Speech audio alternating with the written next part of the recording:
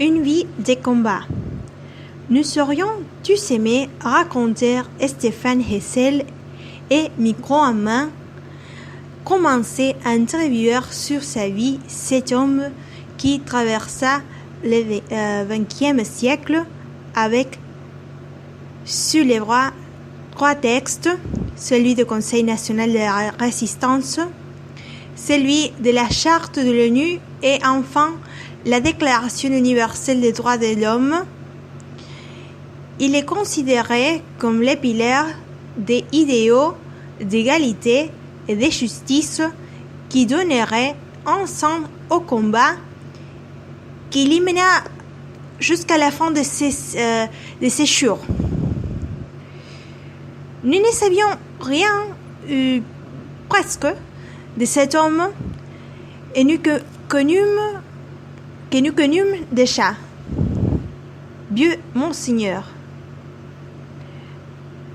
Et pourtant, en l'espace de quelques mois, il devint l'icône d'une société en détresse qui vit dans ses yeux cette lueur d'espoir qui ne perdit jamais, même dans les moments les plus sombres de l'histoire.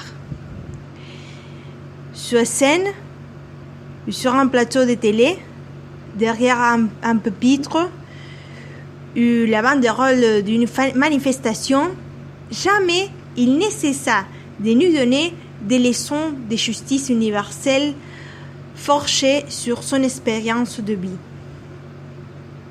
Aujourd'hui, Hessel n'est plus, mais nous conserverons toutes et tous dans nos esprits ces messages d'indignation qu'il a su nous transmettre. À nous maintenant de suivre son appel à l'engagement sans quoi s'indigner n'aurait pas de sens.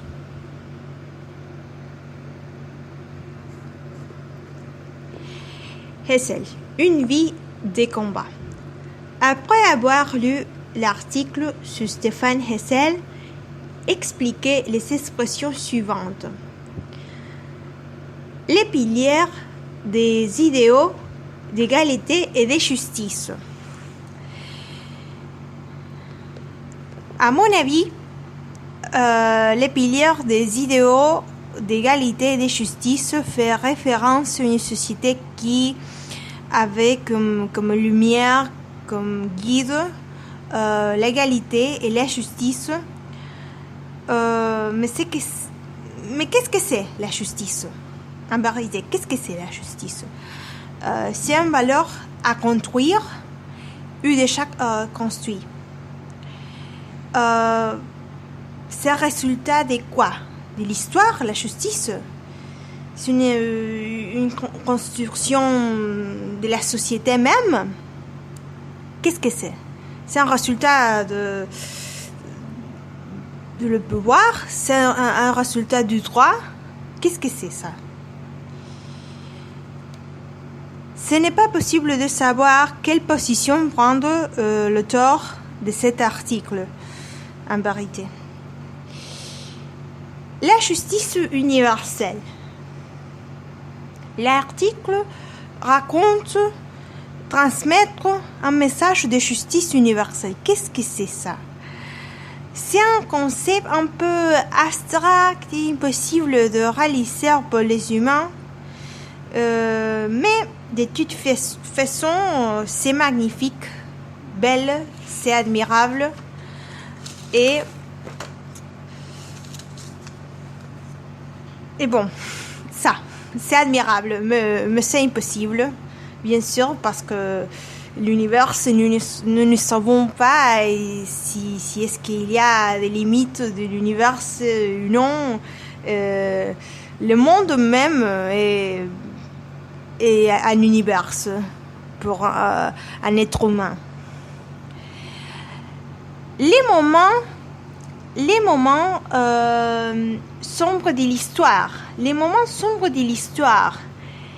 Bien sûr, quand l'article transmettre cette idée des moments sombres de l'histoire, transmettre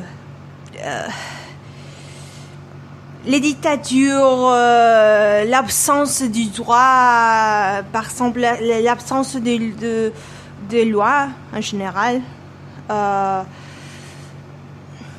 Oui, c'est triste. Il y avait beaucoup de ce type de moments dans l'histoire. C'est difficile de comprendre pourquoi, mais c'est la vie, c'est la société en général, c'est ça, c'est l'histoire, la triste histoire du monde, et parfois incompréhensible. Mais qu'est-ce que je peux dire? Une lueur d'espoir. L'espoir est présent dans cet article, bien sûr, parce que la vie de Stéphane Hessel a été une vie des combats, comme dit le titre, et l'auteur parle de espoir parce que c'est nécessaire. L'espoir pour vivre, pour respirer, pour planifier une autre chose sur la terre. L'espoir, c'est tout. Et finalement, raconte,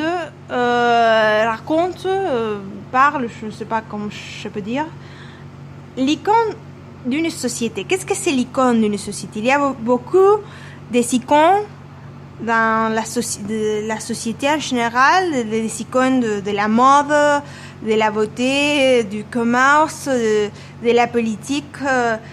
C'est dangereux. À mon avis, c'est dangereux.